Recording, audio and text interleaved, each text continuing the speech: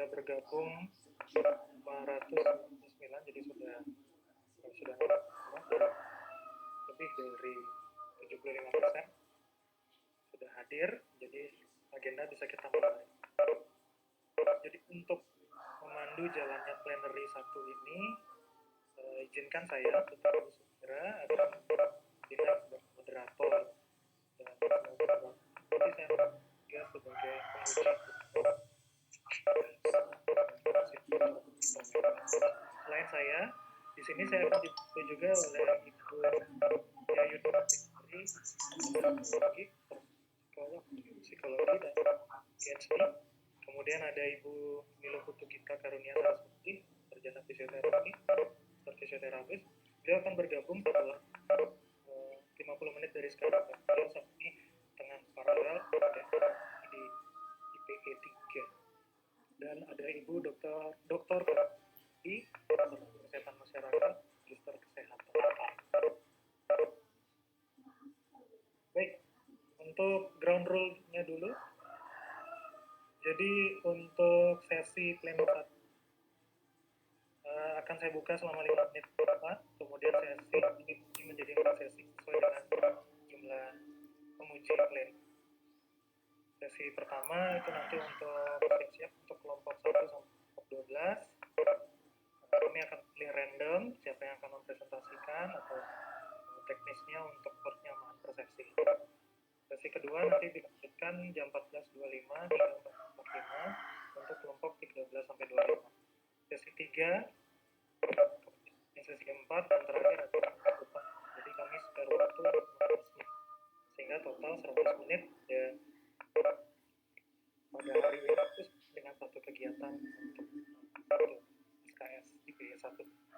Adapun teknisnya sendiri itu nanti ada tiga kegiatan atau 3 model. Yang pertama,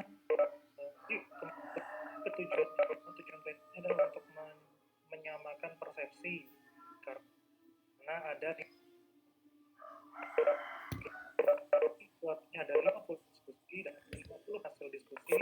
Tentu hasil diskusi satu dan yang lainnya pasti akan berbeda, itu sesuai dengan dinamika di kelompok, memang akan seperti itu. Nah, cuma kami akan memagari jangan sampai satu kelompok bandung tinggi sekali atau ini yang berat, ada satu kelompok yang di bawah sekali.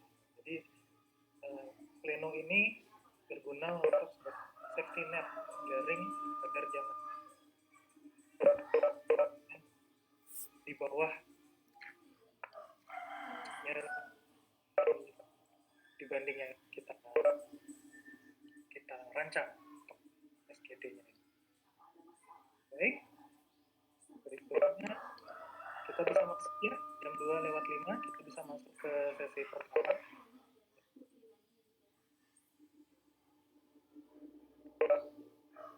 Ada IPE 1 mencatatkan skenario yang baru didapat saat menjelang sesi SGD 1. Jadi bisa dilihat bersama bahwa ini kasusnya datang dari luar negeri, datang berlibur ke Bali dan seterusnya. Menarik bahwa pasien ini menganut kepercayaan masih kemudian saat liburan terjadi kecelakaan menyebabkan beberapa yang mengganggu kesadaran dan juga mengganggu fungsi di aspek manusia. Kemudian dibawa ke klinik pariwisata dan akhirnya dirujuk ke rumah sakit berikutnya. Apa timbul saat pasien ini direncanakan untuk menjalani operasi. Kemudian masalah apa yang timbul adalah karena istri pasien marah dan menolak, meminta untuk dan sebagainya. Jadi konflik, tapi keterbatasan waktu, jadi keputusan harus segera diambil. Oke, baik. Untuk yang pertama, untuk evaluasi kelompok kelompok 1 sampai kelompok 9. Jadi di sini saya sudah ambil berdasarkan laporan yang masuk di Wase maupun di Google Drive yang ada kelompok 2, 3, 4, 5, 6, 7, 8, 9, 10, 11, 12. Jadi intinya saya sudah melihat semua. Nah, tapi saya ingin minta perwakilan dulu ya. Saya ingin kelompok 9 sudah hadir.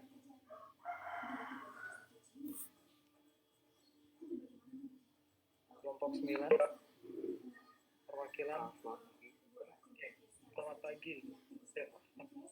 Mohon maaf, maksudnya selamat siang. Selamat siang, ya. Baik, perkenalkan diri dulu. Gede siapa ini? Terima kasih kesempatan dokter. Perkenalkan, saya Gede Aswin Taris Sasmana, PSS KPD 3 digit yang terakhir 058. Ya, Gede Aswin. Baik, saya sudah melihat untuk ininya, PowerPoint-nya. Saya minta untuk share ke teman-teman ya. Bagaimana caranya di sini? Bisa share screen dan bisa dokter. Ya, silakan. PowerPoint-nya. Baik.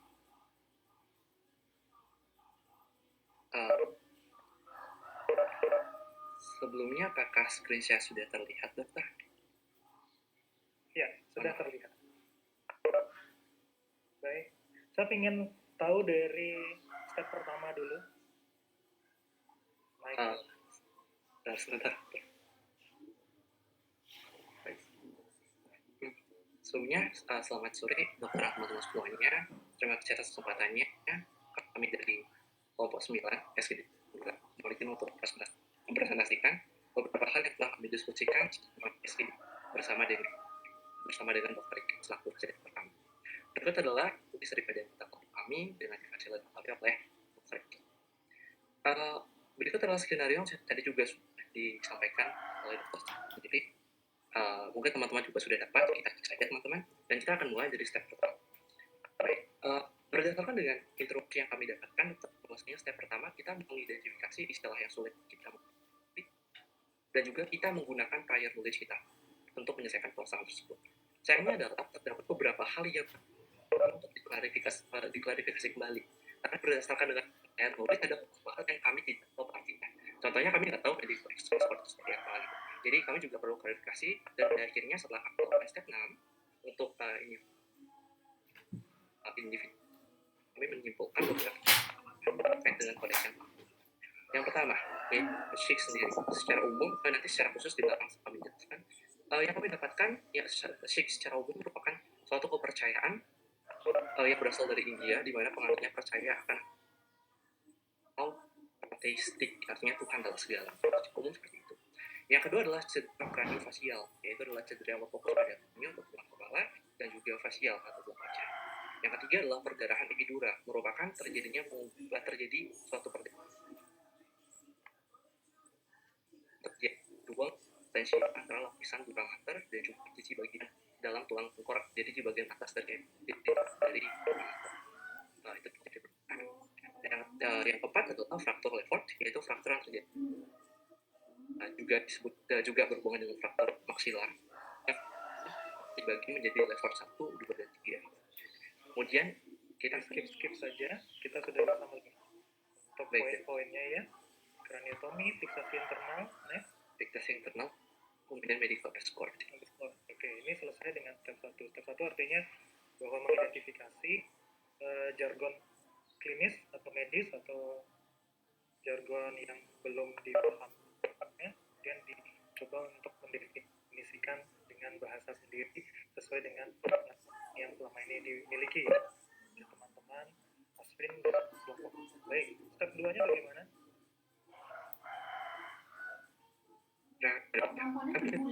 Kalau step 2 kami merumuskan permasalahan yang mungkin merumuskan pertanyaan masalah yang mungkin kami temukan di dasar kasus.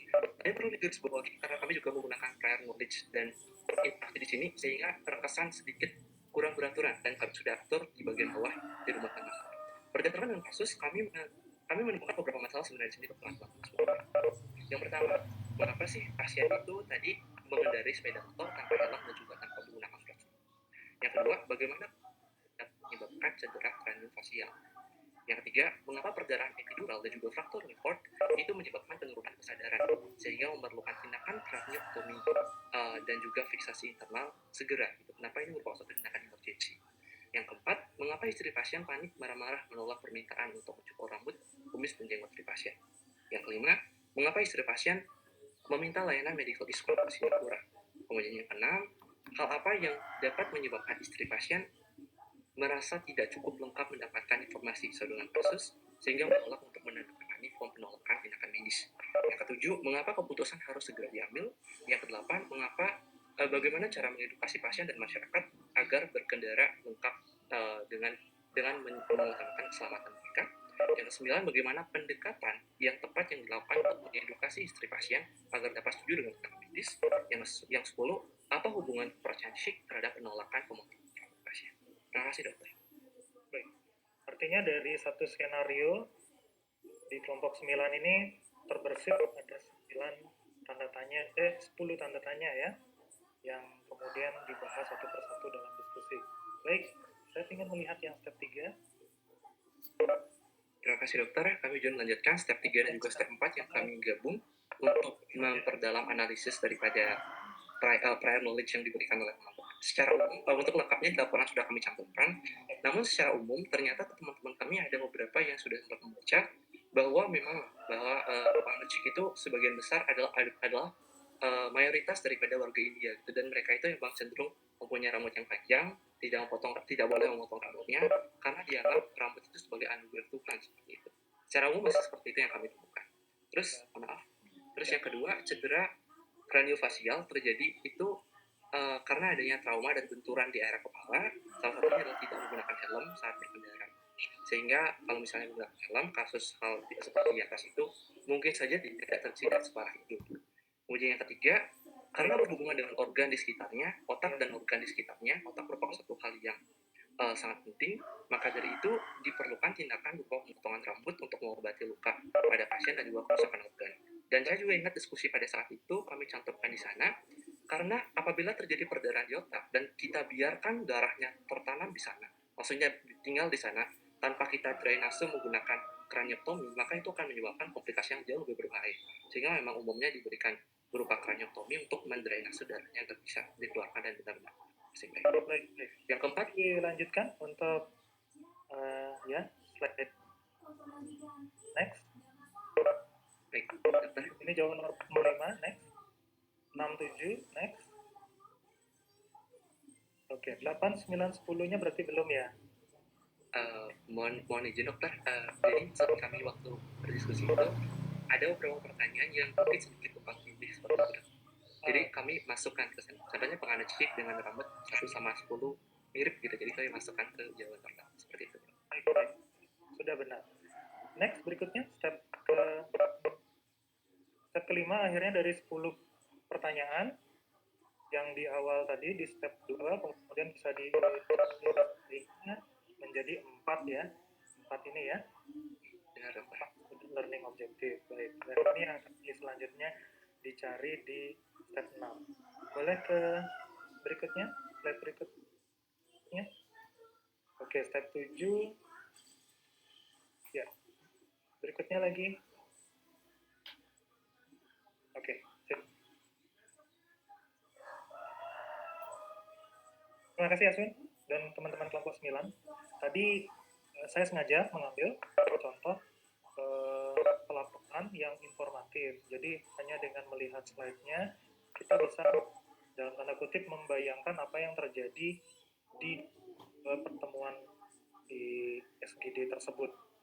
Jadi harapannya sih nanti minimal 49 kelompok yang lain bisa ikut model seperti yang sudah dilakukan di kelompok 9 ya. Dan juga nanti pelaporannya pun juga demikian. Baik, terima kasih. Berikutnya saya minta perwakilan dari kelompok 10 dengan slide siapkan. Ya. Terima kasih Mas Bin. Kelompok 10 sudah hadir ya.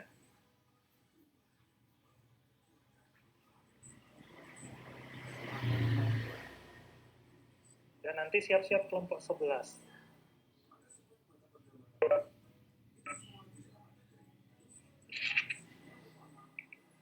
kelompok 10 atau kelompok 10 deh.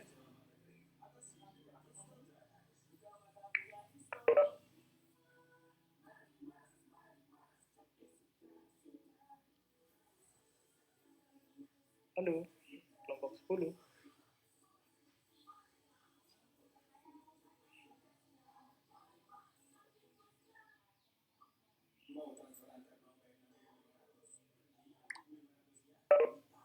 Kelompok 11 ada?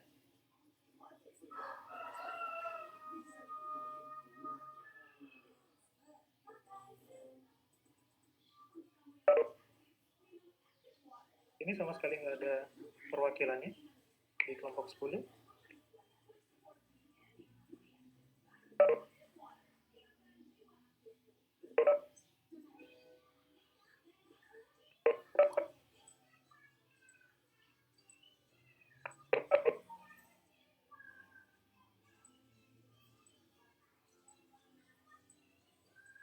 Baik, kita hemat waktu ya. Jadi kelompok 10 mengirimkan tugas seperti ini. Jadi tetap saya tunggu siapapun yang mewakili kelompok 10. Nah, di sini ini sudah bagus. Ada satu yang saya menarik.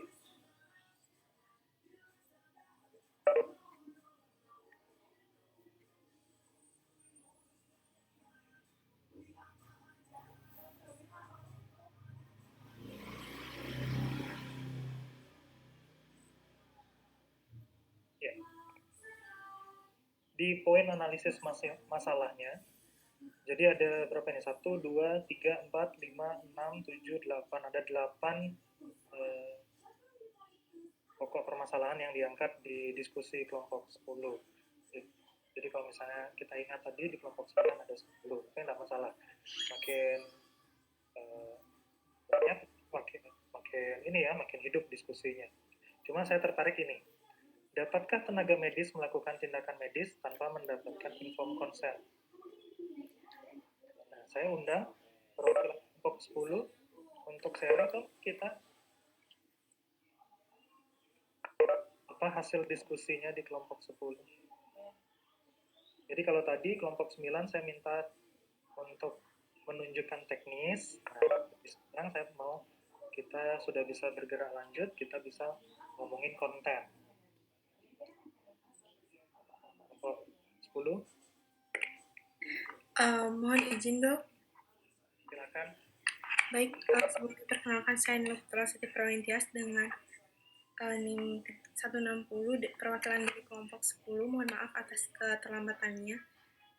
Terima kasih sudah mohon maaf sebelumnya dok karena saya kebetulan tidak bisa untuk share screen. Berikutnya kelompok 11 dipersiapkan dirinya ya dan kelompoknya ya. Oke, lanjutkan. Baik dokter. Apakah mohon izin dok, apakah boleh di scroll? Baik. Kemana? Di analisis masalah ke dok. Analisis masalah di sini. Baik. Nih.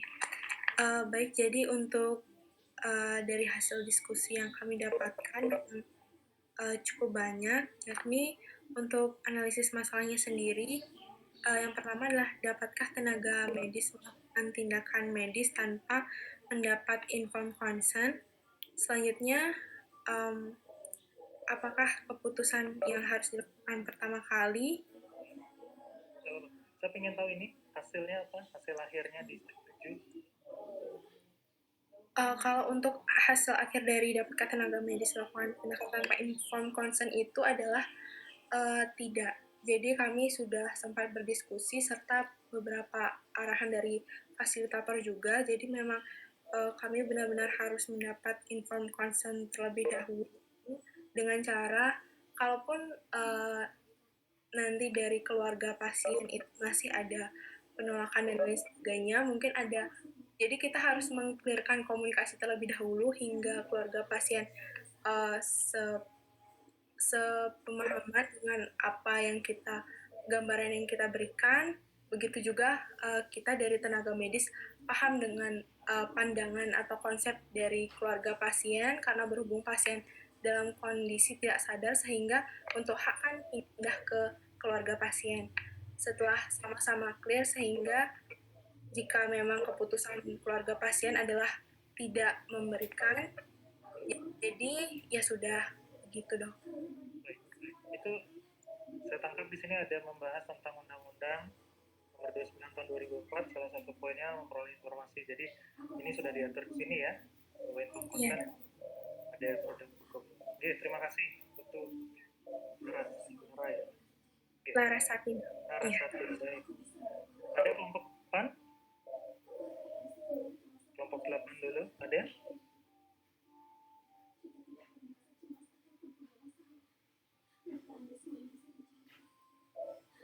Kelompok 8. Wakilannya kah? Ketua kelompok atau yang bertugas untuk mengupload?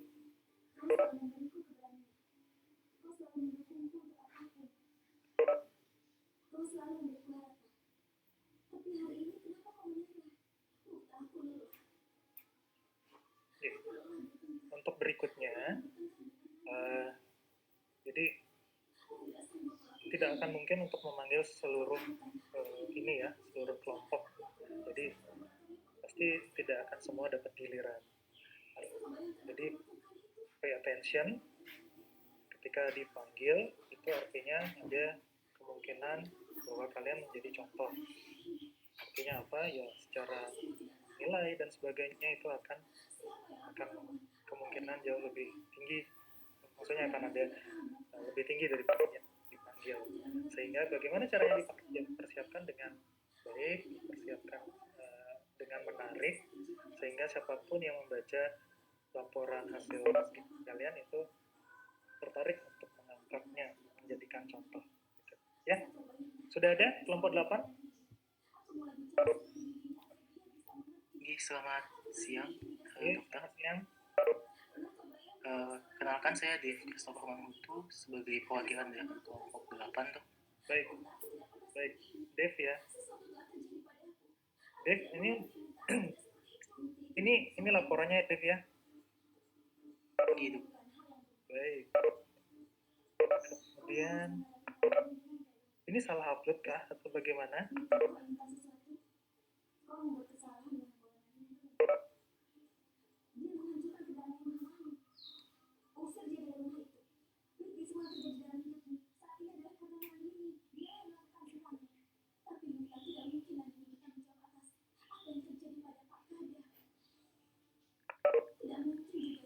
Ini salah upload atau bagaimana? Maaf, itu apakah di-upload di Google Drive gitu? Ya, betul. Ya. Ini yang di-upload di Google Drive, yang ini. Tapi saya cek untuk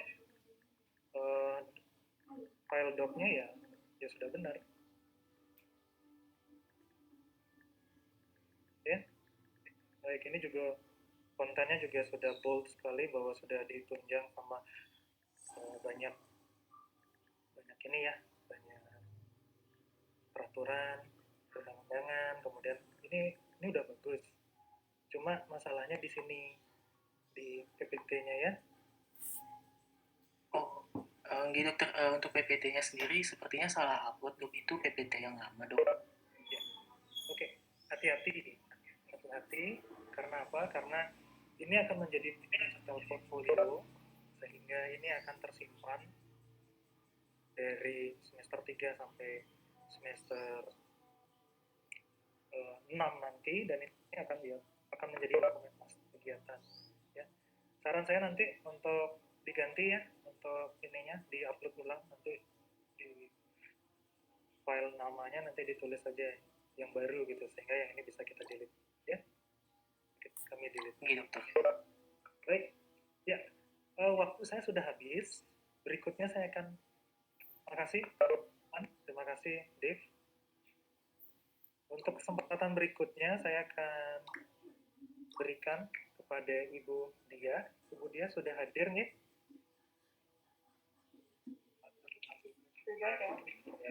Ya, Ya, Ibu Dia. Ibu, selama 20 menit ke depan, silakan mengevaluasi hasil diskusinya publik. Baik, terima kasih dok. Baik, adik-adik untuk kelompok yang kelompok 13 terlebih dahulu.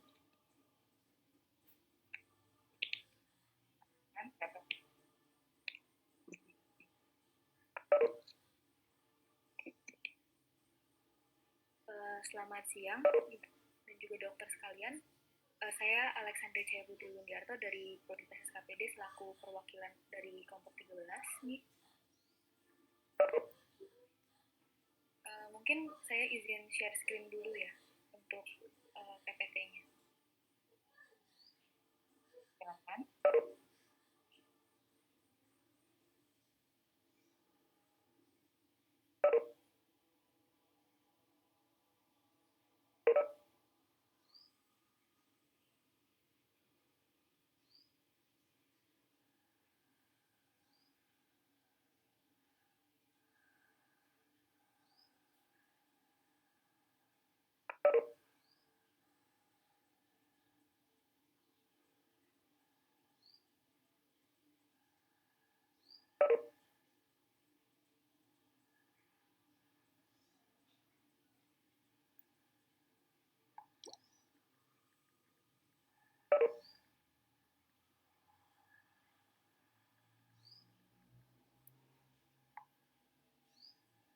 Untuk PPT-nya apakah sudah terlihat?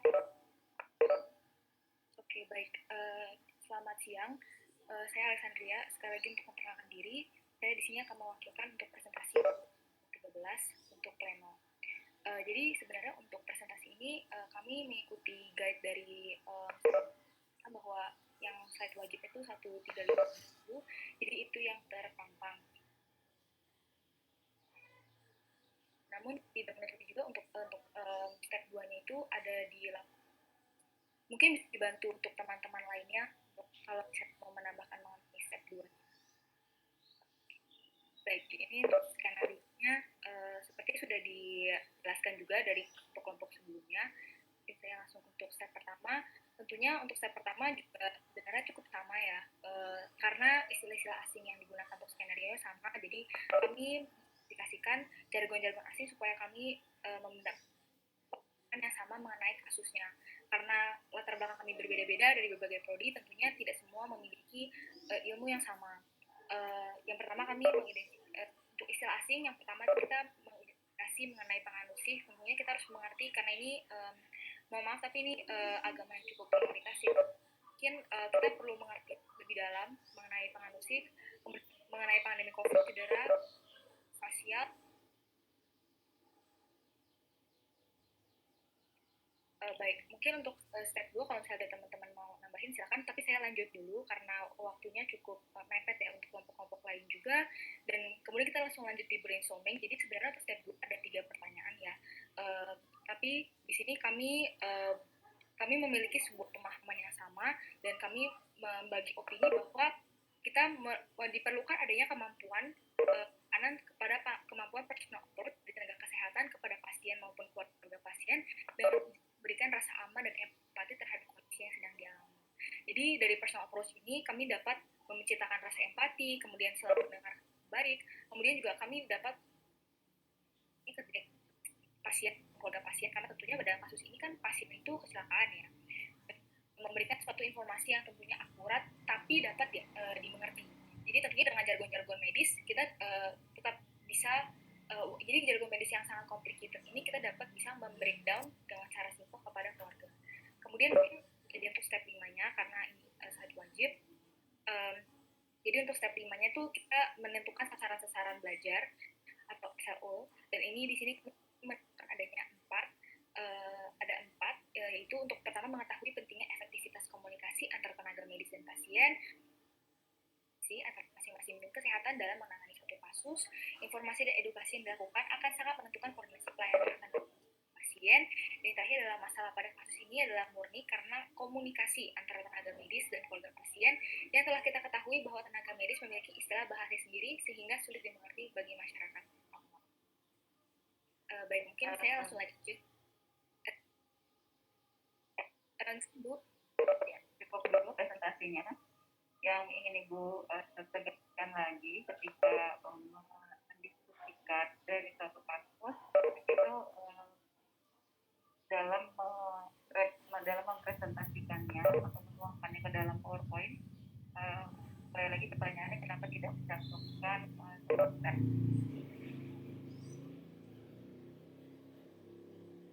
Baik Ibu, tadi pertanyaannya kenapa tidak mencantumkan semua step ya Bu ya?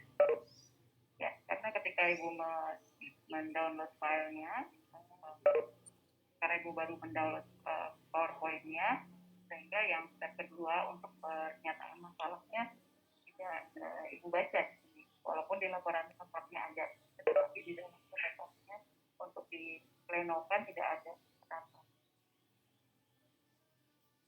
Baik Bu, untuk pertanyaannya, pertama-tama mungkin dari kelompok kami yang minta maaf Bu apabila ternyata untuk step 2-nya dan step 4-nya lebih baik untuk dimasukkan, karena kami menangkap berdasarkan study guide yang adalah step 1, 3, 5, dan 7. Jadi kami menangkapnya memang ini yang harus dimasukkan. Karena kami juga mempertimbangkan bahwa ada kendalanya waktu, sehingga kami berpikir, oh mungkin untuk step 2 dan 4 tidak dimasukkan karena ada yang kendala waktu. Jadi mungkin dari kami ingin meminta maaf ya Bu, kalau misalnya ini menimbulkan suatu kendala.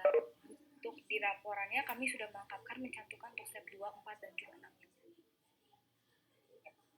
Baik, terima kasih Alexander. Sementara itu saja dulu dari Ibu. Karena Ibu membandingkan dengan beberapa kelompok yang lain, itu memang ada yang mencantumkan hanya step 1, 3, 5, dan 7, tetapi ada juga lebih banyak yang mencantumkan komplit langkah-langkah dalam menyelesaikan permasalahan ke dalam. Baik, terima kasih. Ibu akan lanjutkan dulu ke kelompok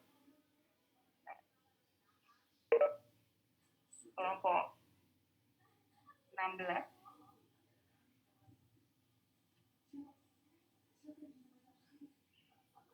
Baik, selamat siang Dokter, Ibu, dan teman-teman semua. Perkenalkan, nama saya Kumba Mela. Di sini saya ingin mempresentasikan dari hasil SGD kami. Untuk itu kami minta waktu sebentar nih untuk share screen-nya.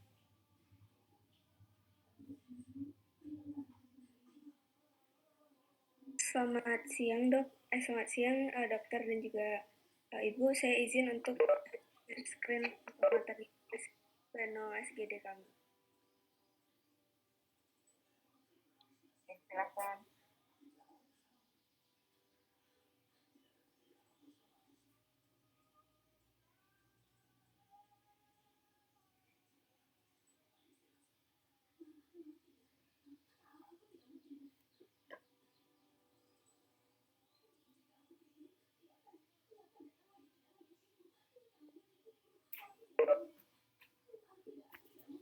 Baik, di sini kami dari SGD 16 ingin mempresentasikan mengenai SGD report yang pertama. Mungkin bisa di next.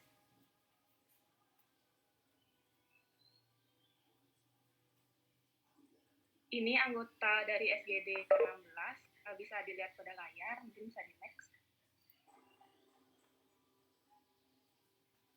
Untuk kasus tadi sudah dibacakan oleh Dr. Sudire, mungkin bisa di next juga.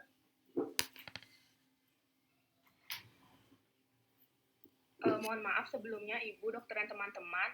Jadi untuk presentasi kami dari SGD 16 di sini hanya menyantumkan step 2, 5, dan 7. Kenapa? Karena kami berpatokan atau beracu pada study guide yang diberikan itu untuk slide presentasinya itu hanya step 2, 5, dan 7. Jadi apakah boleh kami lanjutkan ke Bu? Silakan dulu. Ya, terima kasih.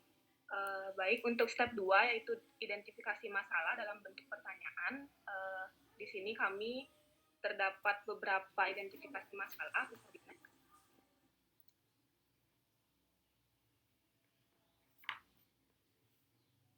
Yang pertama itu apa itu penganut Sikh dan apa hubungannya kepercayaan ini dengan tidak boleh memotong rambut seperti yang sudah ditampilkan oleh SGD yang lain.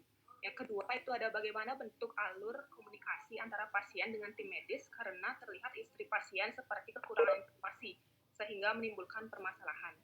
Yang ketiga, mengapa istri meminta medical escort padahal suaminya mengalami kasus emergensi. Setahu kami bahwa medical escort tersebut merupakan layanan untuk kasus non emergensi. Dan di sini juga terjadi kecurigaan panic attack dan anxiety pada wali. Bisa di next. Untuk yang keempat itu ada bagaimana penanganan yang sebaiknya dilakukan terhadap pasien berhubungan dengan adanya cedera kraniofasial dan larangan memotong rambut, jenggot, dan kumis yang dimiliki oleh pasien. Yang kelima, ada bagaimana cara terbaik dalam menyampaikan informasi kepada wali pasien sehingga kondisi emergensi pasien yang notabene dalam kondisi panik dan marah-marah. Untuk yang keenam, itu mengapa istri pasien minta ke Singapura, mengapa mintanya ke Singapura, padahal itu kan kasus emergensi. Sedangkan untuk ke Singapura memerlukan waktu yang lama. Bisa di next. Untuk pertanyaan yang ketujuh, bagaimana proses pengambilan keputusan yang dilakukan oleh dokter, dan yang perlu di-highlight di sini adalah kondisi pasien yang memburuk tiap waktunya. Dan yang terakhir, pasien mengalami fraktur Liport, bagaimanakah tindakan tenaga medis bagi pasien yang mengalami fraktur Liport. Bisa di next. Sekian untuk step 2 dari kelompok kami. Lanjut untuk step yang kelima, yaitu menyusun sasaran belajar SLO.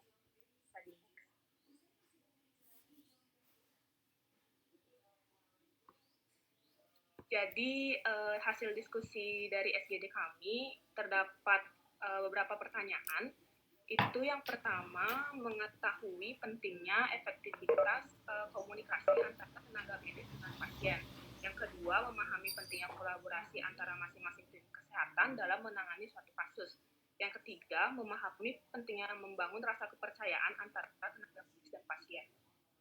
Selanjutnya, yang keempat, itu memahami langkah-langkah komunikasi untuk mengatasi pasien yang sedang marah.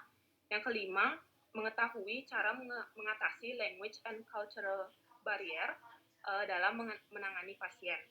Dan yang terakhir, yang keenam, itu merumuskan upaya yang dapat dilakukan tenaga medis dalam mengatasi pasien dalam kondisi emergensi, tetapi dengan latar belakang agama dan budaya orang lain yang beragam. Dan ini dia step 7-nya, yaitu synthesis and reporting, yang merupakan jawaban atau yang sudah kami cari berdasarkan jurnal untuk menjawab yang step kelima. Bisa di next.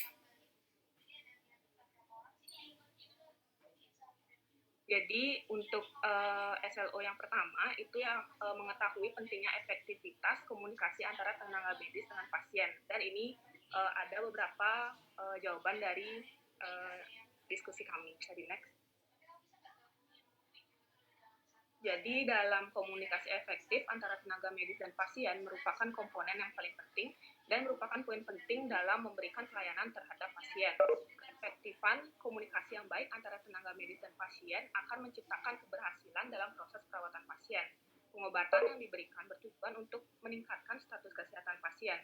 Beberapa penelitian yang telah dilakukan menyatakan bahwa untuk mencapai keberhasilan dalam komunikasi yang baik antara tenaga medis dan pasien memiliki beberapa elemen. Di antaranya adalah komunikasi secara verbal dan non-verbal, empati yang diberikan oleh tenaga medis, penyampaian informasi yang efisien, menciptakan hubungan interpersonal yang baik, pertukaran informasi, serta pengambilan keputusan medis.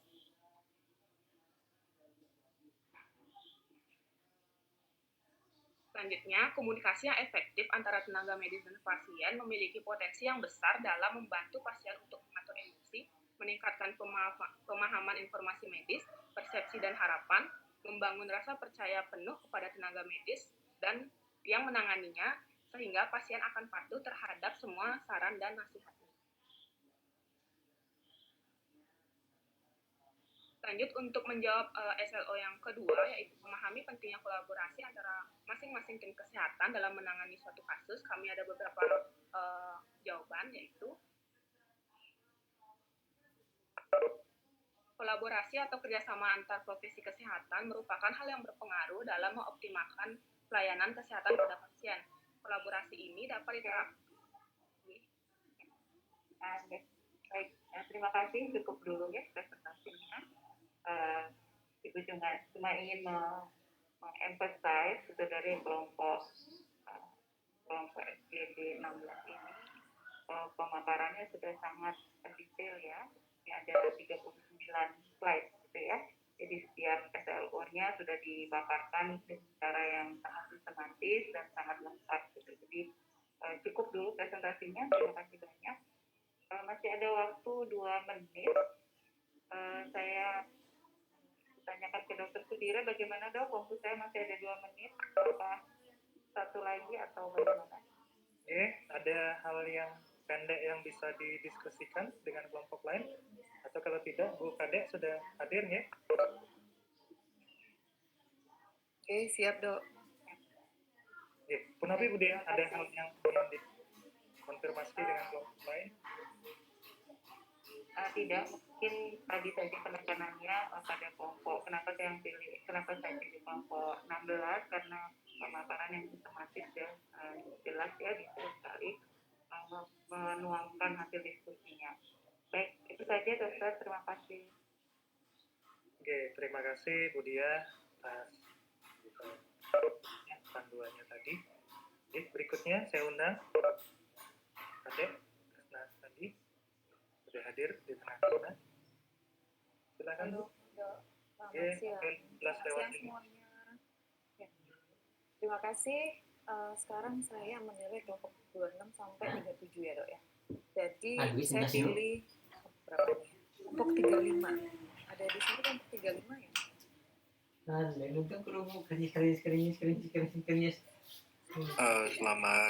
Selamat sore Dokter. Perkenalkan, nama saya Sandy Aprilia, saya penumpang dari kelompok 35. Ya, silakan dipresentasikan. Baik, sebentar Dok.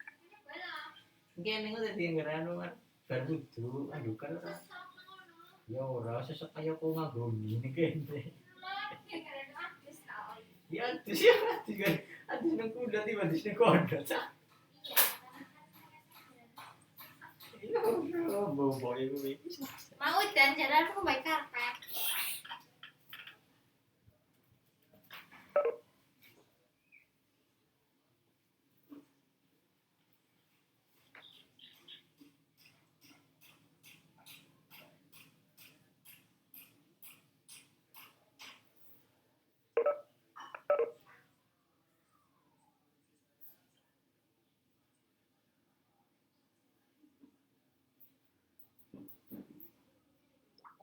Sepertinya ada masalah ya. Saya belum melihat PowerPoint-nya. Baik Dok, saya izin untuk screen sharing.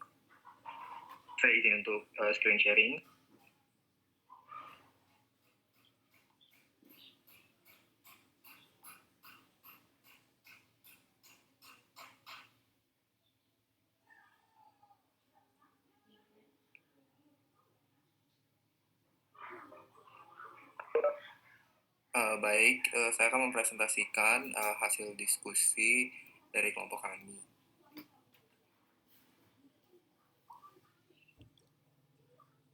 Jadi ini bukan hasil diskusi kelompok kami dengan fasilitator Ibu Dinar Saurmauli Lubis. Ini merupakan awal kata kami. PowerPoint ini dibuat berdasarkan 7 step. Pertama, klarifikasi istilahnya sama, ada banyak, kurang lebih sudah dipresentasikan juga oleh kelompok-kelompok sebelumnya. Kemudian rumusan masalahnya ada 6. Yang pertama itu, apa alasan dari istri pasien dan keluarganya menjadi panik ketika mengetahui rambut dan jenggot suaminya akan dipotong. Kemudian yang kedua, apa yang akan dilakukan oleh tenaga kesehatan dalam menenangkan keluarga pasien. Dan yang ketiga, bagaimana cara meminta inform consent pada pasien atau keluarganya dalam penanganan kasus kegawat daruratan. Kemudian yang keempat, bagaimana cara melakukan interprofesional kolaborasi dalam menghadapi tindakan kegawat darurat dalam konteks travel health atau travel medicine. Kemudian yang kelima, bagaimana cara menghadapi dignity dan privacy dari pasien. Yang keenam, yang terakhir, apa yang dapat dilakukan untuk menjamin keselamatan wisatawan, misalnya safety riding. Kemudian step ketiga itu mengetahui prior knowledge. Di sini kami akan mendiskusikan masalah yang telah diidentifikasi berdasarkan prior knowledge mahasiswa ini tanpa referensi. Jadi yang pertama, alasan istri pasien atau keluarga yang menjadi panik itu karena sang suami itu merupakan pengadopsi.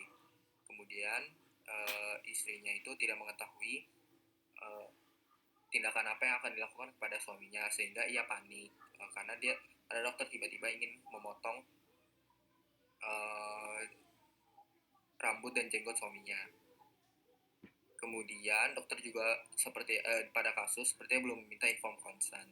Kemudian yang kedua, tindakan yang dapat dilakukan dalam menangani keluarga pasien adalah memberi perhatian bahwa tindakan medis ini perlu dilakukan secepatnya karena menyangkut keselamatan.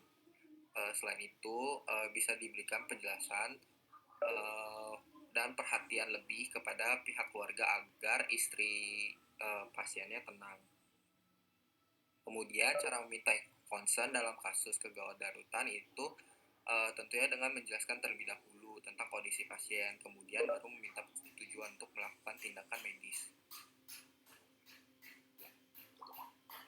Kemudian prior knowledge selanjutnya yaitu cara melakukan interprofesional kolaborasi dalam menghadapi tindakan kegawat darurat ini dengan mencari pemecahan dari masalah yang ada berdasarkan sudut pandang semua aspek. Dari sudut pandang semua aspek ini akan dijelaskan pada step selanjutnya. Kemudian cara menghargai dignity dan privasi pasien tentunya dengan memberikan pelayanan sesuai dengan kebutuhan dan sesuai dengan kemampuan pada bidang profesional dimiliki secara maksimal. Kemudian menyangkut dengan safety riding itu dapat diperketat aturan kebijakannya dengan menggunakan helm, surat izin mengemudi, rambu-rambu lalu lintas dan lain sebagainya. Kemudian identifikasi masalah. Jadi diketahui bahwa istri pasien itu panik ketika mengetahui suaminya akan dicukur. Padahal di situ percaya kalau Tuhan itu merupakan ada di setiap tubuh setiap umatnya. Jadi menjaga rambut dan jenggot serta memakai sorban itu merupakan hal yang penting. Kemudian yang kedua, tindakan yang dapat dilakukan untuk menenangkan keluarga pasien itu memastikan kesiapan diri sendiri terlebih dahulu sebelum menolong pasien, seperti kebersihan, kesiapan diri secara fisik maupun mental. Kemudian yang kedua, step ini dipersingkat ya, jadi baik kurang diterangkan tapi singkat, tidak semuanya dibaca karena saya lihat ini untuk step yang keempat ini banyak sekali slide-nya. Baik Ibu, kalau begitu saya akan lanjutkan ke slide selanjutnya. Aku ingatnya 2010 sorry 2005 ya. Ini sepertinya sama seperti slide sebelumnya, di mana informed consent ini memang penting, dan dari kelompok kami sendiri setuju bahwa informed consent ini memang sangat penting diperoleh sebelum melakukan tindakan, dan ini merupakan hal yang atau aspek yang sangat krusial untuk dilakukan tindakan selanjutnya atau sebelum melakukan tindakan selanjutnya. Kemudian yang keempat itu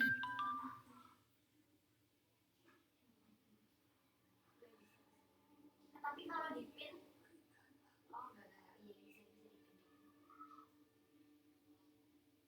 enggak, soalnya kalau full screen kan juga bisa nih, nanti yang ngomong langsung nongol gitu kan.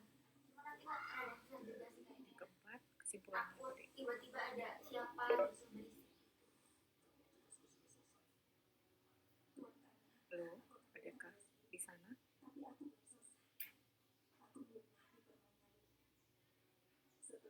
Halo, mungkin anggota kelompok yang lain bisa melanjutkan.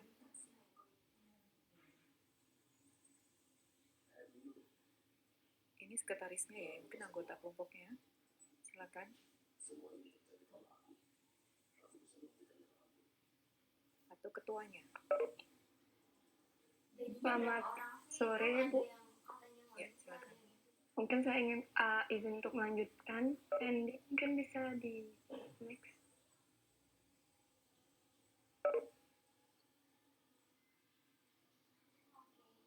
Terus nih, kalau ngomongnya tuh bebas kan, berarti kalau Mohon ditunggu sebentar nih, Bu. pengulangan kalimat, Ada terkena sinyal. aku tuh aku tuh kemarin waktu siapa gitu yang bilang katanya ngomongnya salah di skrip itu, aku langsung ini nanti kalau ucapan ulang tahun kan ulang tahun terus pokoknya ulang tahun lah ya ucapan gitu. Nah itu nanti apakah dari beberapa orang itu bakalan beda semua atau enggak? Tapi aku kira tetap pasti ada yang sama gitu.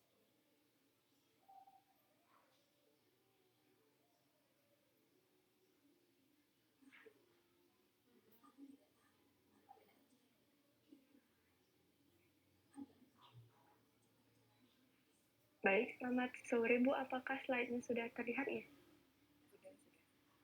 Sudah. Jadi.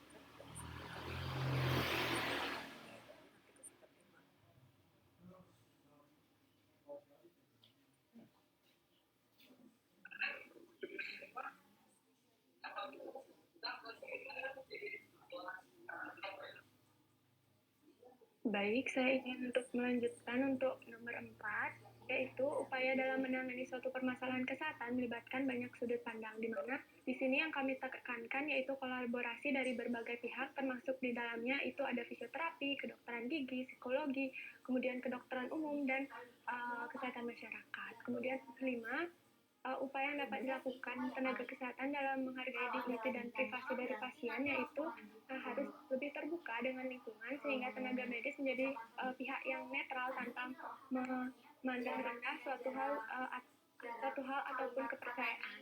Next.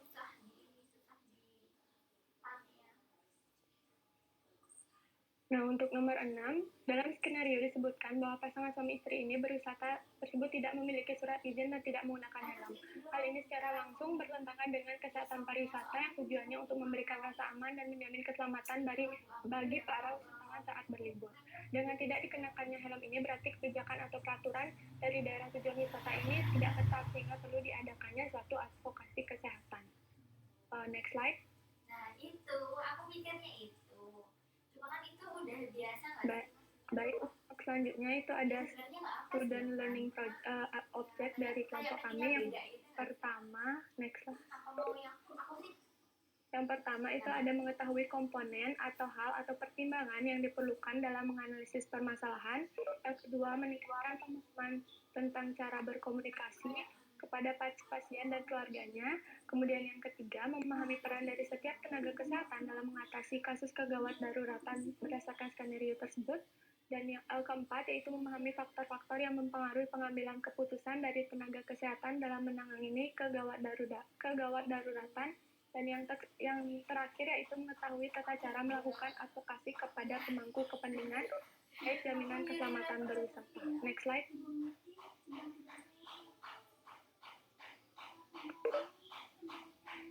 Mungkin untuk step 6 bisa langsung di skip ke step 7. Untuk step 7 ada reporting, yaitu melaporkan sumber dan hasil belajar. Next. Untuk SLO 1 yang untuk SLO 1 yaitu komponen atau hal pertimbangan yang diperhatikan dalam menganalisis permasalahan, yaitu sebelum mengambil tindak, orang tenaga kesehatan harus memahami informasi penting yang harus diperhatikan saat menangani pasien dengan yaitu kepercayaan SIK. Berdasarkan aturan atau kepercayaan yang dianut penganut SIK, alasan mengapa istri pasien menolak untuk mencukur rambut, kumis, dan jenggot adalah karena kepercayaan yang disebut dengan CAS atau aturan tidak memotong rambut dan membiarkannya panjang. Oleh karena itu, seorang tenaga medis harus asal-usul dari pasien ataupun menanyakan kepada keluarga pasien terkait penolakannya. Next slide. Jadi tidak semuanya dibaca, tapi disimpulkan masing-masing dari SLO yang tuliskan di step 5. Ya. Kemudian untuk yang kedua, cara berkomunikasi kepada pasien dan keluarganya. Yang perlu diperhatikan dalam berkomunikasi kepada pasien dan keluarganya yaitu memperkenalkan diri terlebih dahulu dan memberi kesan yang baik, kemudian memberikan pengertian bahwa pertanyaan yang diajukan adalah untuk mencapai diagnosis yang tepat dan untuk kepentingan pasien itu sendiri. Yang ketiga, mendengarkan keluarga pasien dengan utuh dan mencoba memahami situasi keluarga pasien. Dan yang terakhir, menunjukkan bahasa tubuh seperti senyum, dialog, dan tata bahasa yang lembut agar pasien dan keluarganya merasa nyaman saat kita berkomunikasi. Next slide. Nah, untuk yang ketiga, ini merupakan peran dari setiap tenaga kesehatan yang dalam mengatasi kegawat daruratan berdasarkan skenario. Yang kami tekankan di sini yaitu kolaborasi, di mana masing dari ketujuh. Sampai di sini Adik, saya kasih komentar ya. Jadi ini dari sekian PowerPoint yang saya lihat, itu dari kelompok 26 sampai 37. Ini yang belum ada. Jadi ini bagus sebagai masukan ya. Nanti kalau kalian yang lain bisa lihat. Ini ada di step 7 ini, ada yang diminta adalah di study guide sudah ada peran dari setiap tenaga kesehatan dalam mengatasi kasus kegawat daruratan dari kasus yang tadi ini ya. Di sini mungkin akan terlihat masing-masing kolaborasi dari tenaga kesehatan itu di mana perannya di situ. Dan ini bagus untuk ditampilkan. Jadi ini saya memberikan contoh pada yang lain untuk kelompok yang lain untuk pemaparan dari step 7 itu ada salah satunya ada masuk seperti ini ya. Ini bagus ya Dek. Coba lanjut lagi. Baik, terima kasih Bu. Saya izin lanjutkan jadi peranan dari setiap tenaga kesehatan di sini kami menekankan pada step yang berikutnya. Oke.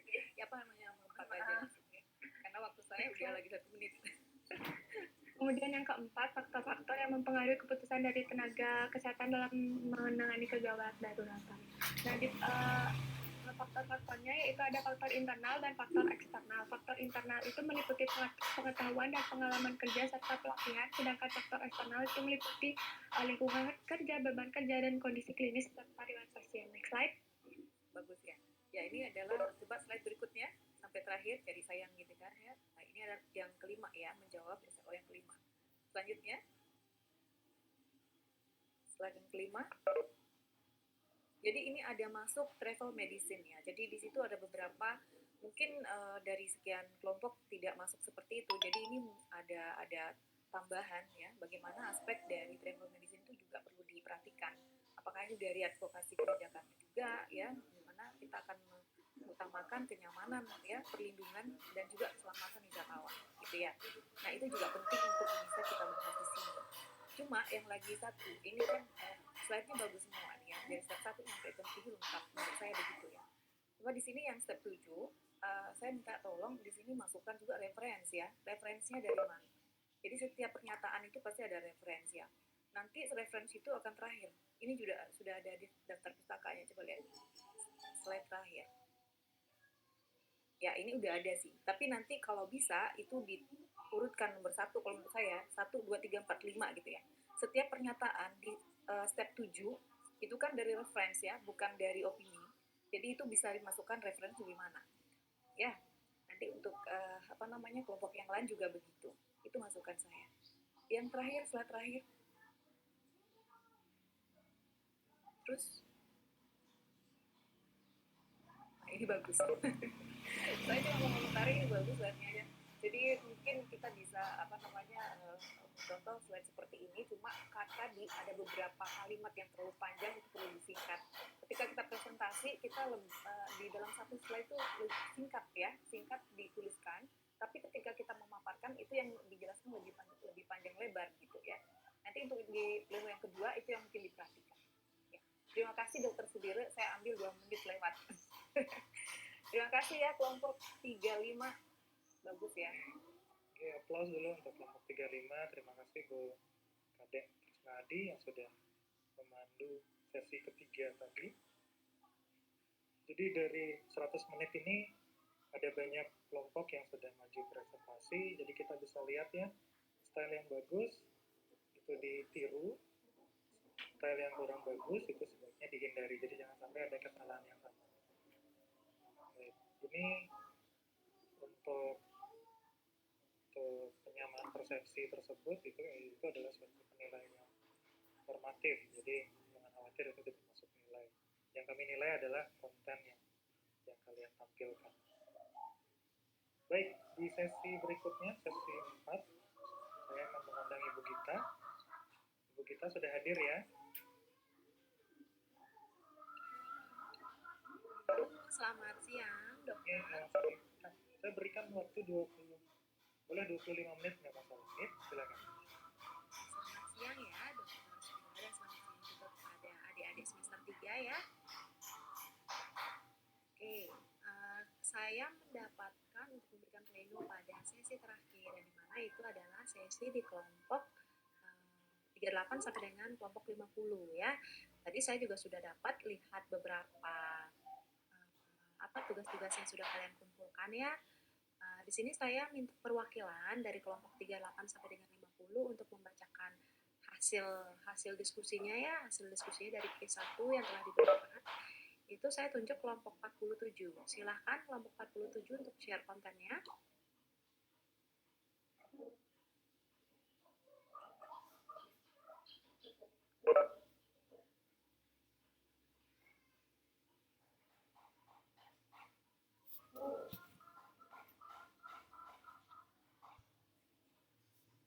Baik, selamat siang Bu, selamat siang Pak, selamat siang Dokter.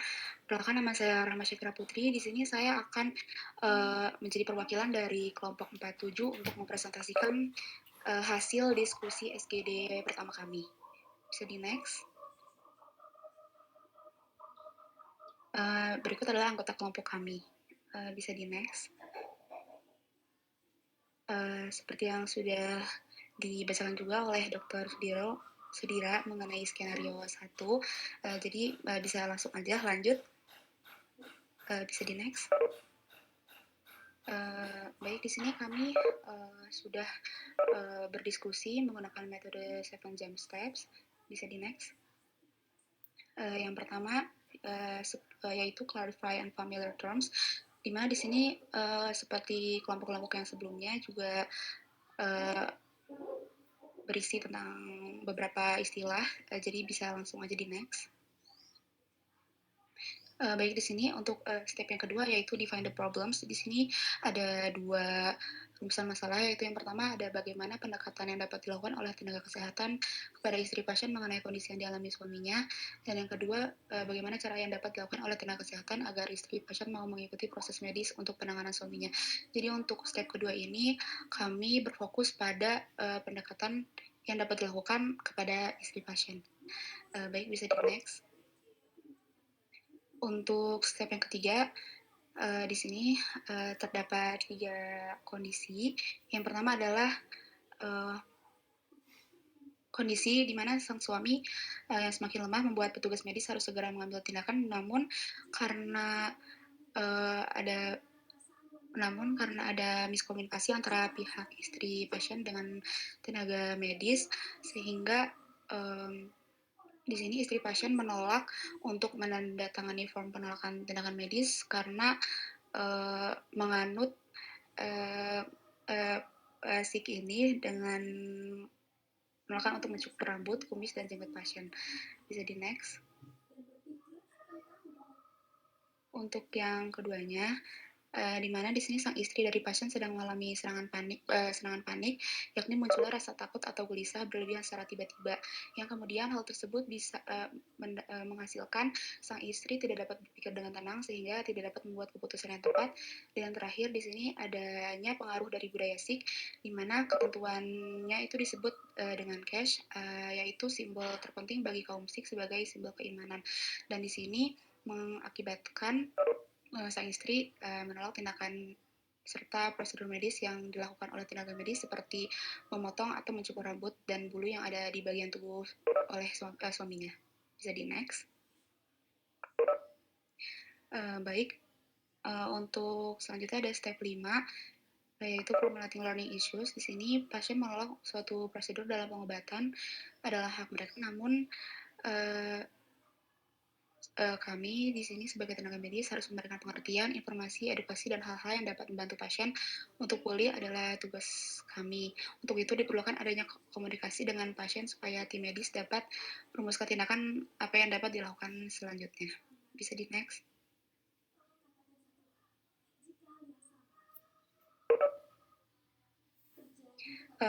Kemudian bisa langsung di next aja. Baik, untuk step 7 kami masuk ke dalam hasil pembahasan untuk skenario 1. Bisa di next. Dimana di sini ada beberapa pembahasan. Yang pertama ada kondisi pasien, yaitu ada cedera kraniofasial, perdarahan epidural, dan fraktur liver yang sudah dijelaskan juga oleh kelompok sebelumnya. Bisa di next. Jadi selanjutnya adalah pembahasan cara penanganan. Di sini berdasarkan skenario yang sudah dijelaskan adalah kurangnya kepercayaan maupun kecemasan dari istri pasien terhadap penanganan medis. Hal tersebut membuat dampak yang tidak diinginkan oleh pasien yang sedang ditangani seperti memperburuk keadaan pasien. Penanganan yang bisa dilakukan untuk skenario yang sudah dijelaskan di sini yaitu dengan empati. Empati ini merupakan salah satu penanganan yang bisa mengurangi kecemasan sehingga pasien bisa lebih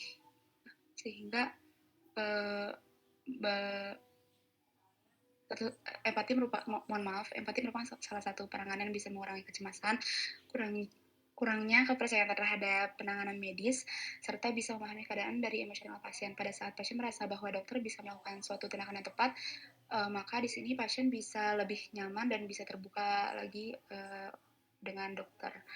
Selanjutnya, di sini ada pembahasan terkait dengan obat. Sebelum operasi yang akan dilakukan oleh dokter, biasanya akan memberikan obat manitol yang merupakan obat jenis diuretik osmotik yang digunakan untuk mengatasi peningkatan intrakranial. Di sini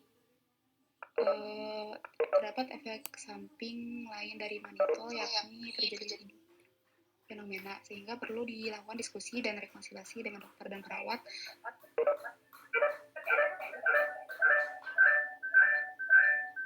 dan juga pasca operasi perlu dilakukan monitor obat pada pasien. Sebagai contoh, jika pasien memerlukan obat anti kejang agar mengkomunikasikan efek jangka panjang pemilahan dosis dan jenis dari obat. Bisa di next.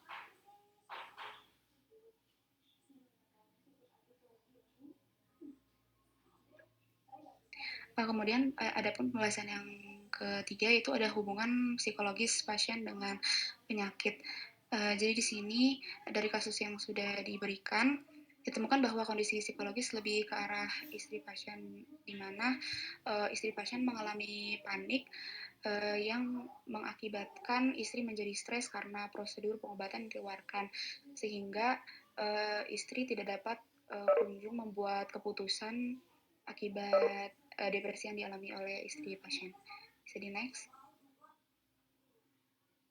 Dan yang terakhir adalah hubungan budaya dengan kesehatan, karena di sini sang istri maupun suami menganut Sikh, di mana budaya di sini itu cenderung diwariskan dari satu generasi ke generasi selanjutnya.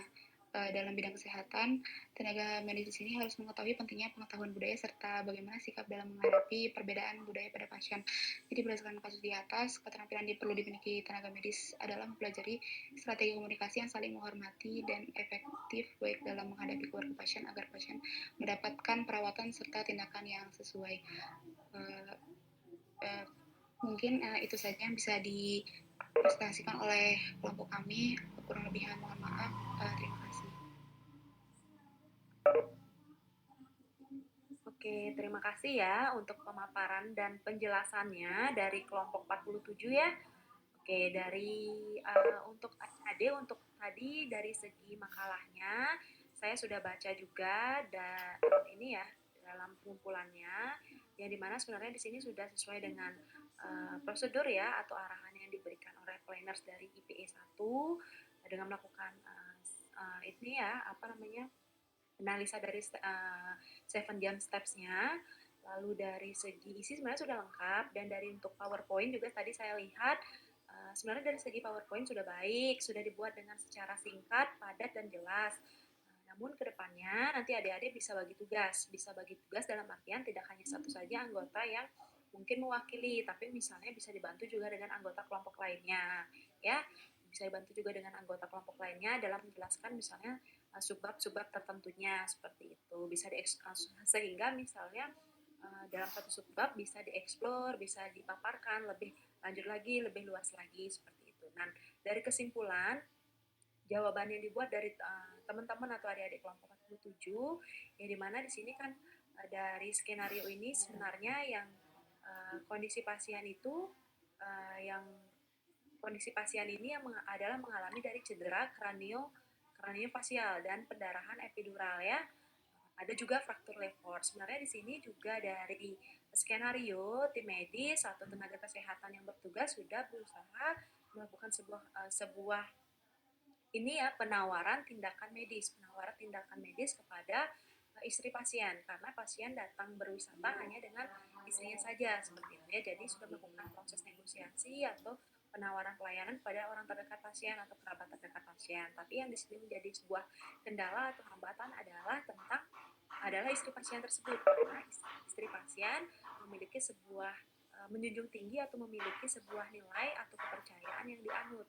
Selain dari segi nilai atau kepercayaan yang dianut, ada juga problematika lainnya seperti tadi yang sudah dijelaskan adik-adik, yaitu misalnya kondisi cemas yang berlebihan atau panik yang berlebihan, sehingga di sini istri pasien tidak bisa membuat keputusan dalam artian tidak bisa berpikir secara netral ya atau baik dalam istilahnya mengcompare dari segi nilai budaya yang mereka anut dan segi medis yang sebenarnya sangat diperlukan oleh suaminya seperti itu.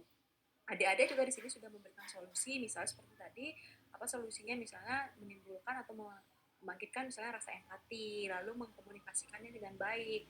Mengkomunikasikan dengan yang baik ini masih luas menurut saya ya, maksudnya konteksnya, mengkomunikasikan yang baik itu seperti apa, yang efektif dan efisien itu seperti apa, bagaimana sih teknik berkomunikasi yang baik, itu juga sebenarnya bisa adik-adik ulas lebih lanjut ya, untuk dapat istilahnya melakukan komunikasi yang sifatnya persuasif kepada istri pasien, sehingga istri pasien misalnya bisa lebih dari segi pemikiran, lalu kepercayaan dan sikapnya bisa kita arahkan untuk mengambil keputusan terbaik dengan kondisi pasien yang dalam artian dari skenario sudah mendesak seperti itu ya. Itu juga mungkin nanti bisa dieksplor lagi sama adik-adik bagaimana sih teknik komunikasi atau teknik komunikasi persuasif yang baik untuk dapat mempengaruhi pasien atau kerabat pasien seperti itu ya, sehingga di sini tim medis pun bisa dengan cepat mengambil tindakan. Dan jangan lupa juga kalau misalnya sudah bisa lakukan komunikasi secara persuasif, apapun keputusannya bisa dibuktikan dengan penandatanganan informed consent seperti itu ya. Oke, itu saja sih dari saya untuk feedbacknya untuk adik-adik kelompok 47. Dokter Sudira masih ada waktu nggak untuk satu kelompok lagi? Masih bisa? Iya. Ya, terima kasih dokter. Oke, satu kelompok lagi nggak? Dari kelompok ini sebentar tadi saya sudah dari kelompok 39, silahkan.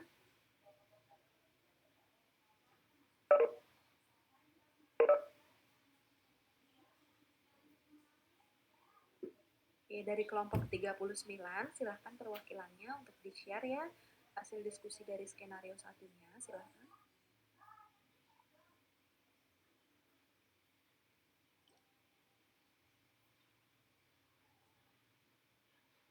Halo, selamat pagi. Maaf, selamat sore. Sebelumnya Pak, suara saya terdengar dengan jelas nih? Ya, sudah terdengar, Dek. Dengan jelas, silahkan. Oke, sebelumnya saya izin konfirmasi apa benar untuk sekarang giliran kelompok 39, G? Saya agak putus-putus nih, mohon maaf. Iya, benar. Sekarang silahkan perwakilan dari kelompok 39 ya, untuk share dari hasil diskusinya, silahkan untuk share kontennya, silahkan. Oke, terima kasih. Sebelumnya saya izin share screen untuk PPT Nika. sebelumnya apa sudah terlihat? Oke, baik. Silahkan dilanjutkan, Dek. Iya, terima kasih atas waktunya. Sebelumnya, mohon maaf. Baik, sebelumnya perkenalkan, saya Niputu Asriswan Dewi dari Program Studi Sarjana Ilmu Keperawatan dengan NIM akhir 041. Di sini izinkan saya selaku perwakilan kelompok SGD 39 untuk memaparkan laporan kasus kami untuk yang pertama ini. Namun sebelum itu saya mohon izin konfirmasi bahwa kami hanya memaparkan step 2, 5, dan 7 sesuai dengan apa yang ada di study guide. Mohon izin sebelumnya saya izin lanjutkan. Untuk case ini sama ya seperti dengan seluruh kelompok yang ada di sini. Baik, di sini saya izin lanjutkan untuk step kedua. Mohon maaf sebelumnya saya mematikan kamera karena di sini sinyalnya agak nggak stabil. Baik, untuk yang pertama itu berdasarkan kelompok kami menyebutkan bahwa pertanyaan yang pertama yaitu bagaimana langkah pertama dalam menenangkan istri dan menjelaskan prosedurnya sebagai tenaga medis. Yang kedua, apakah faktor yang menyebabkan sang istri meminta adanya layanan escort ke Singapura dan bagaimana nanti menyikapi hal tersebut. Kemudian yang ketiga, pasien adalah penganut Sikh, memiliki pantangan yang telah kami rumuskan. Apakah yang harus dipertimbangkan untuk menghormati pantangan kepercayaan pasien. Kemudian yang keempat, kondisi pasien darurat atau emergensi. Nah, oleh karena itu, komplikasi apa yang dapat dialami oleh pasien kalau tidak ditangani dengan segera?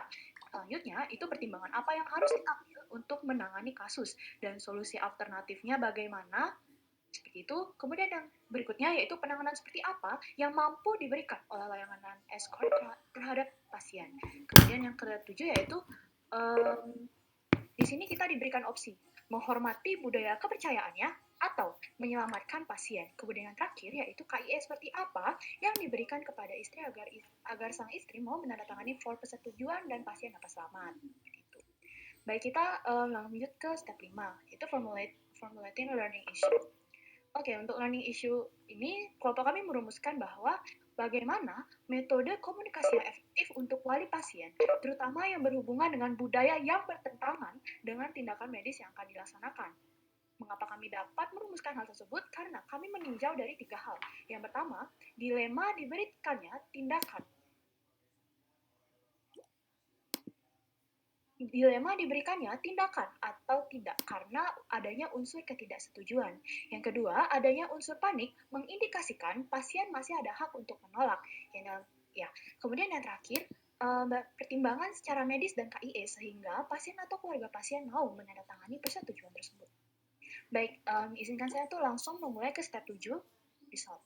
Oke, sebelum itu saya mohon izin untuk menyimpulkan setiap result yang kami bawakan. Untuk yang pertama, intinya adalah komunikasi terapeutik merupakan alat yang ampuh dalam keterampilan, bukan hanya keterampilan keperawatan, namun keterampilan dari seluruh tenaga medis yang dapat mempengaruhi hal lain dalam mencapai hasil kesehatan yang positif. Berdasarkan hal tersebut, maka dapat kami simpulkan bahwa komunikasi adalah inti dari semua hubungan sosial, baik hubungan sosial antara sesama sejawat maupun antara pasien ataupun antara keluarga pasien. Seperti itu. Untuk yang kedua, dalam komunikasi terapeutik tentu ada beberapa hambatan yang terdiri dari kesulitan dari keluarga pasien untuk mengerti apa yang kita ucapkan atau apa yang informasi diberikan. Yang kedua ada faktor pendidikan sosial dan ketidaktahuan. Yang terakhir yaitu keluarga yang kurang kooperatif. Oleh karena itu, upaya yang dapat dilakukan dalam mengatasi hambatan tersebut sehingga komunikasi terapeutik dapat berjalan dengan lancar dapat kita tinjau dari 3 hal. Yang pertama, menggunakan bahasa yang sifatnya universal dan yang dapat dimengerti oleh semua aspek, baik itu yang medis maupun yang awam, seperti itu. Kemudian yang kedua adalah pendekatan secara personal. Yang ketiga yaitu memanggil anggota keluarga lain jika seandainya anggota pasien tersebut hanya mengerti beberapa bahasa daerah tertentu yang kebetulan tenaga kesehatan tersebut tidak mengerti, seperti itu. Lalu berikutnya yaitu pada intinya metode komunikasi efektif yang dapat diimplementasikan pada setiap tenaga kesehatan kepada pasien memiliki pertimbangan budaya. Pertimbangan budaya dimaksud lebih mengarah ke bagaimana kenyamanan pasien dalam berkonsultasi, tata bahasa, kejujuran, dan lain-lain sebagainya. Selanjutnya, untuk result yang keempat, result berikutnya, yaitu pada intinya, komunikasi terapeutik ini memerlukan pendekatan. Nah, pendekatan tersebut itu dibagi menjadi 4 secara kasarnya, yaitu pendekatan secara fisik, psikologis, spiritual, maupun sosial. Nah, setelah pendekatan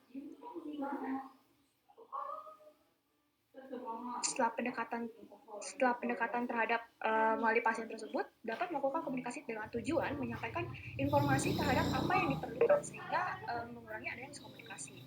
Nah, untuk hal ini juga adanya fungsi komunikasi interpersonal ya dalam hal ini selain pendekatan komunikasi terapeutik seperti itu. Untuk tujuannya sudah ada di slide dan fungsinya sudah ada juga di slide seperti itu. Baik, untuk selanjutnya itu bagaimana?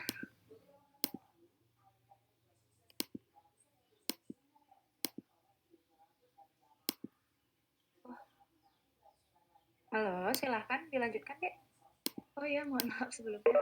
Baik, untuk result selanjutnya, di sini saya simpulkan bahwa di sini kita mendapatkan hukum komunikasi efektif, yaitu mengacu pada akronim REACH, yaitu Respect, Humble, Empathy, Audible, dan Clarity. Nah, menurut sumber yang kami dapatkan, khususnya dalam dunia kedokteran, ada 2 pendekatan komunikasi yang digunakan. Yang pertama yaitu disease-centered communication style atau doctor-centered communication style. Yang kedua yaitu ada illness-centered communication style atau patient-centered communication style. Sisanya dapat dibaca pada slide seperti itu. Mohon izin melanjutkan. Untuk pada slide ini, singkatnya yaitu teknik info consent. Ini merupakan hal yang esensial dalam kasus ini, di mana teknik info consent ini harus diperoleh dari pasien dengan kasus medis yang berat dan beresiko. Contohnya seperti fraktur yang ada pada kasus ya. Gitu. Yang dimana bila prosedur medis tertentu dapat dipastikan untuk memberikan hasil positif. Oleh karena itu, info consent harus diperoleh dari pasien bila ditempuh tindakan medis sebagai extraordinary means. Akan tetapi, jika keluarga pasien, dalam artian di sini yaitu istri pasien terus menolak melakukan penanganan, maka tindakan medis yang dikategorikan extraordinary means artinya pasien tidak diharuskan untuk memberikan persetujuan seperti itu.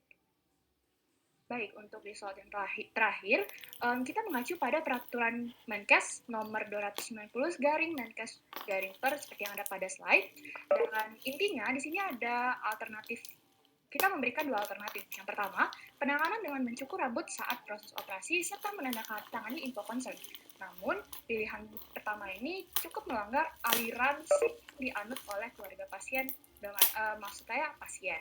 Lalu pilihan yang kedua yaitu penanganan tanpa melakukan pencukuran. Tetapi, pilihan kedua ini memiliki resiko, komplikasi akibat adanya rambut yang tertinggal yang dapat menginfeksi. Nah, cara ini tidak direkomendasikan oleh tenaga medis. Jika wali pasien menyetujui, maka akan diberikan keterangan tertulis pada info consent mengenai efek samping serta pertanggungjawaban dampak yang terjadi. Kemudian untuk untuk result berikutnya itu komunikasi terapeutik. Ini basic ada 3 yaitu prainteraksi, perkenalan, tahap kerja dan sebenarnya ada satu lagi yaitu terminasi seperti itu.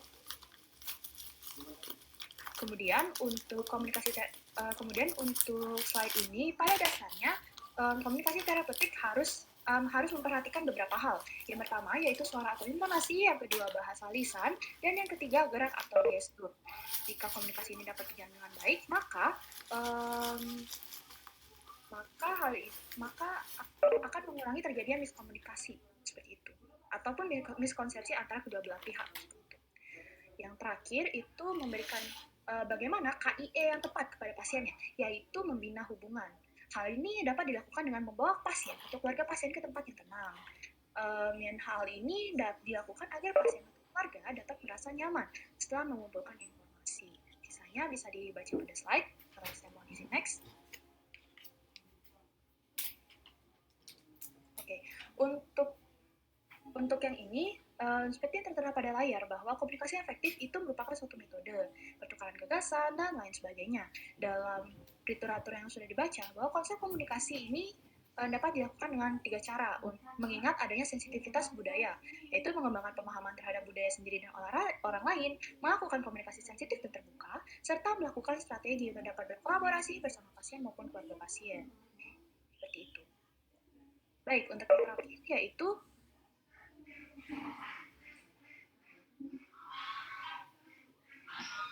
saya izin membacakan yang terakhir, yaitu dalam memberikan asuhan, dalam hal ini komunikasi terapeutik, info concern, dan lain sebagainya, tenaga medis mengacu pada perawatan berbasis kebudayaan yang tetap menyesuaikan dengan kebutuhan klien, sehingga hal ini dapat tercapainya tujuan yang diharapkan, yaitu pasien selamat dan semuanya bahagia. Seperti itu.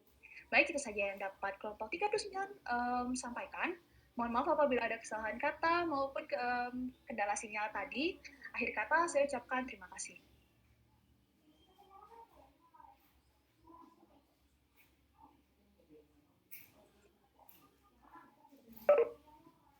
Oke, terima kasih ya kelompok 39 dan perwakilannya ya untuk tampilan dari hasil diskusi SD yang sudah kalian sampaikan tadi. Secara keseluruhan saya juga sudah dapat melihat dan membaca sekilas makalah yang sudah kalian buat. Saya rasa semuanya sudah baik dari segi makalah, sudah dicantumkan juga, maksudnya poin-poin jawaban yang kalian dapat, sumbernya dari siapa saja, maksudnya hasil diskusinya dari perwakilannya, namanya sudah kalian cantumkan. Lalu juga untuk dari segi PowerPoint, saya rasa sebenarnya PowerPoint-nya baik, sudah lengkap semuanya, namun baiknya kalau PowerPoint dibuat inti-intinya saja, nanti ketika kalian mempresentasikan, kalian membacakan, itu kalian kembangkan lagi ya, kalian explore lagi. Jadi kita juga yang membaca PowerPoint-nya lebih menarik dan lebih mudah juga untuk dipahami, seperti itu ya. Nanti mungkin di pleno selanjutnya bisa diperbaiki lagi. Dan kalau dari segi konten atau isi, saya rasa sudah tepat, sudah sesuai dengan arahan dari Pak juga, di mana di situ mengikuti melakukan analisa dari 7 jam steps, di mana di sini dari awal kalian sudah untuk klarifikasi dari istilah-istilah penting sudah, istilah sulit dari skenarionya. Lalu untuk pernyataan masalah di sini kalian sudah menyatakan ada 8 permasalahan ya, 8 permasalahan dari skenario yang bisa kalian simpulkan dari hasil diskusi kalian, ya dimana juga dari dari brainstormingnya sudah dijelaskan juga. Dan untuk tadi juga sempat saya dengar perwakilan dari kelompok 39 udah memaparkan tentang komunikasi terapeutik yang tepat ya, itu ada 3 tahap kalau nggak salah tadi sudah dijelaskan sama adik-adiknya, dan juga sudah menawarkan 2 solusi. Maksudnya endingnya sudah menawarkan 2 solusi penanganan ya, 2 solusi penanganan. Kalau misalnya istri pasien menyetujui istilahnya melakukan tindakan tetap di Indonesia ya, melakukan tindakannya tetap di Indonesia, tidak ke luar negeri atau ke Singapura, yang dimana di sini ada dua penawaran ditawarkan pada sama adik-adiknya. Yang pertama adalah tetap melakukan proses operasi dengan mencukur rambut. Tentunya ini juga dengan menandatangani kan seperti tadi. Lalu yang kedua adalah melakukan tindakan intervensi atau proses operasi tanpa adanya pencukuran, seperti itu. Jadi hal ini juga dijelaskan atau ditekankan lagi pada inform consent. Sudah ada 2 pilihan, ditawarkan oleh kelompok konsultan, dan hal ini tergantung dari keputusan atau jalan tengah terbaik yang telah ditentukan nanti oleh kerabat, khususnya istri dari pasien, karena di sini kan istri pasien yang masih mengalami kendala dalam beberapa atau pemikiran yang ia miliki dari segi keyakinan dan dari segi psikologisnya ya, untuk menentukan tindakan intervensi yang dan suaminya.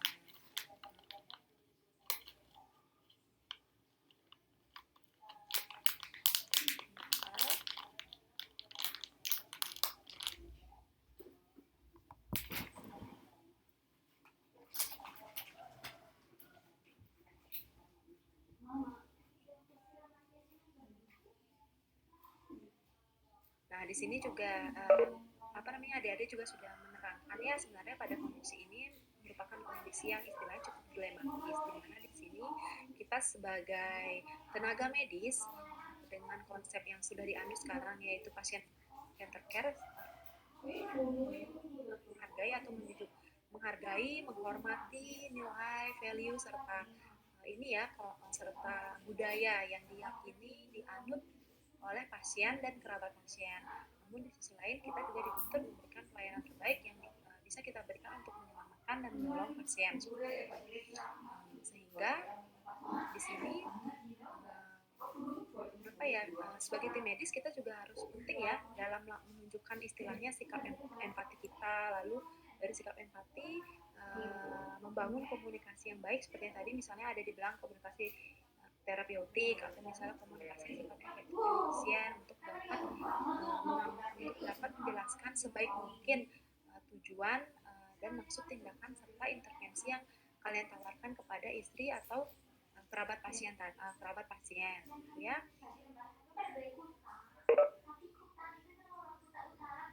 Oke, mungkin itu saja dari saya pada kelompok 39 karena terkait juga waktu ya yang sudah tadi kita sepakati yaitu 20 sampai 25 menit.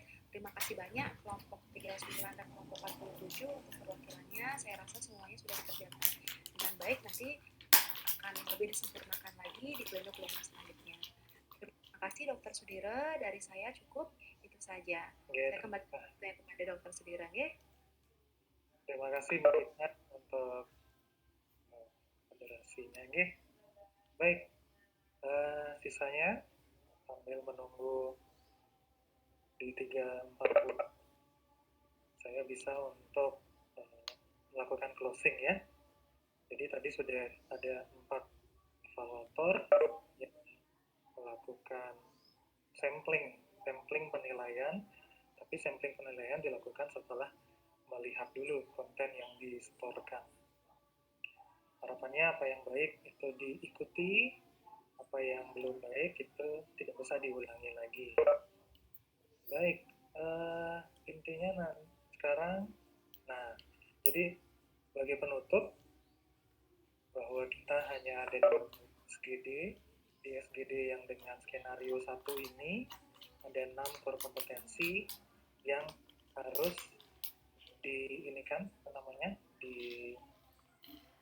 dilengkapi melalui bantuan dari skenario kasus ya. Jadi yang pertama, yang kedua sampai yang ke-6 itu sudah bisa poin-poinnya sudah bisa dilihat sendiri di sini core kompetensi untuk blok ini. Jadi misalnya memperhatikan kepentingan pasien and population, jadi karena hanya pasien saja yang bermasalah di sini tapi juga istrinya, jadi ya kita anggap itu population juga ya. Dan sudah mengimplementasikan konsep travel medicine. Kasus tersebut juga sudah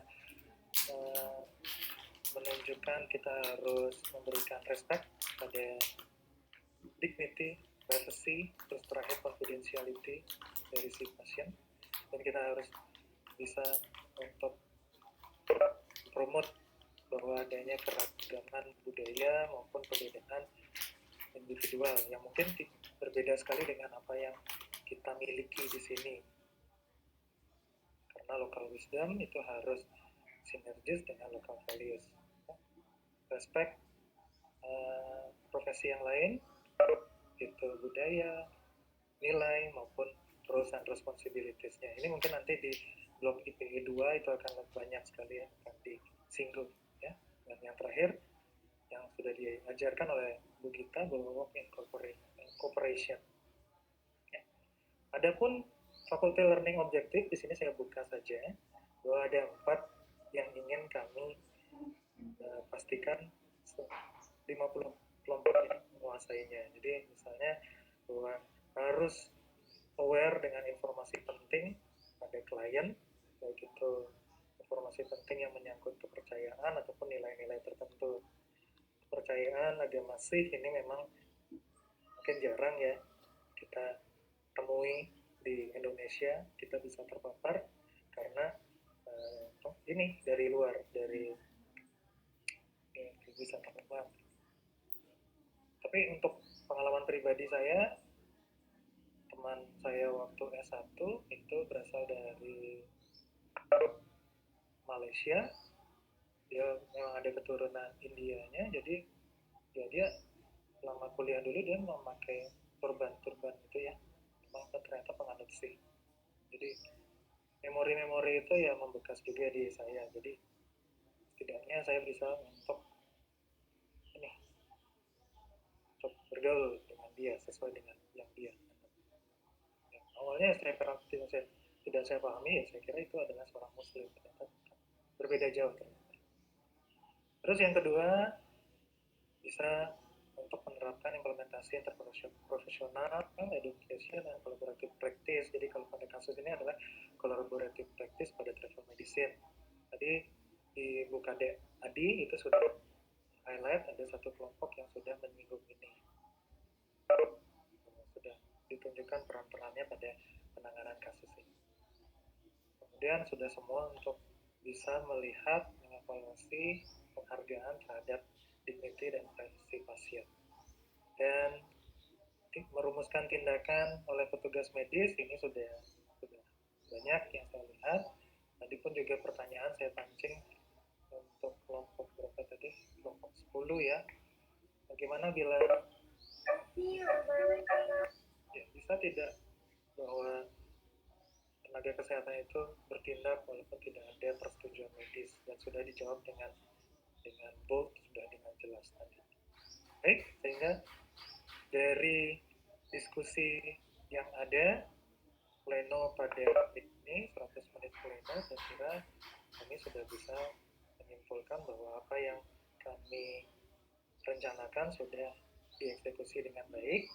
Apa yang kami plankan lewat study guide sudah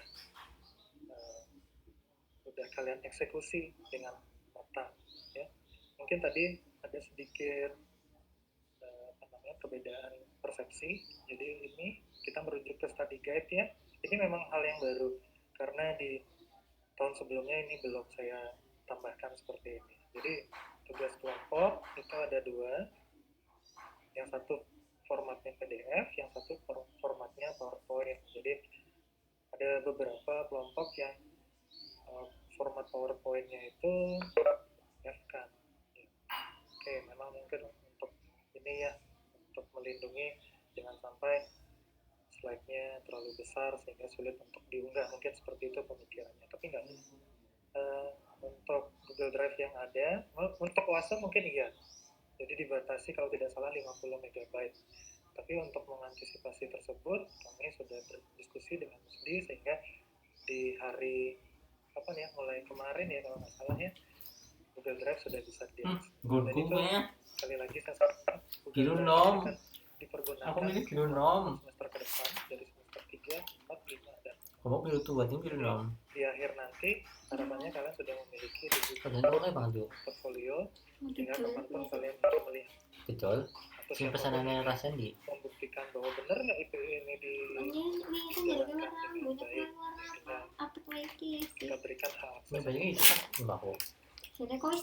Iya kan aku mau ini tadi slide presentasi iya mau cek dibuat stepnya kan pada baik silakan, tapi at least step 2, 5 dan 7 itu harus ada. Kenapa? Karena linear. Jadi jangan sampai step 2 itu isinya berbeda dengan step 5 dan nanti akan berbeda dengan ada beberapa yang saya lihat itu berbeda itu, jadi apa yang tidak ada benang merahnya. Jadi step 2 nya apa, kemudian step 5 nya bahwa kalian dan yang 7 nya berbeda dengan yang 5. Itu saja dari saya. Ada yang ingin klarifikasi atau konfirmasi atau memberikan